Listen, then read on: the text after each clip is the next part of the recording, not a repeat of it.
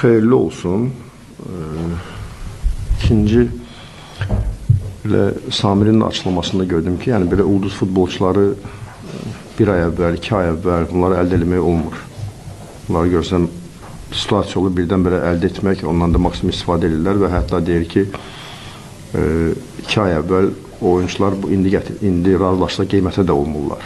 Yəni elə situasiyalar var ki, bəzən biz oyunla ayaqlaşmalıyıq və belə də hər birimizin fərqli strategiyası var. Yəni biz ümumiyyətcə keyfiyyətli hücumçudan biz qaçmamışıq, həmişə onu əldə etmək istəmişik.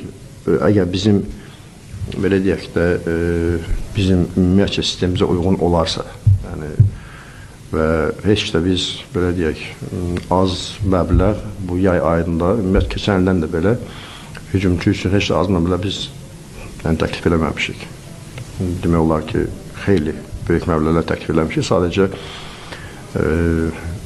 alınmadı və bir futbolçu gəlmək istəmir. Bəzən klubu görsən, daha da səninlə oynayır. Bir razılaşır, 2-dir, yox bu qədər, 3 bu qədər görsən, biraz daha qeyri-ciddi söhbətlər olur. Amma belə biz həmişə keyfiyyətli futbolçu üstünlük vermişik və əgər qarşıda da belə bir şansımız olarsa biz də istifadə edərik. Amma belə bəli, biz özümüzə uyğun, həm belə deyək də büdcəyə uyğun, həm də komandamıza uyğun çalışırıq ki, adımlar atmağa. Maraqlı, bu əsas ümumiyyətlə belə oyunculara qarşı oynamaq digər mənim oyuncularıma əlavə motivasiya olacaq. Onlar daha ciddi olacaqlar, daha da məsuliyyətli olacaqlar.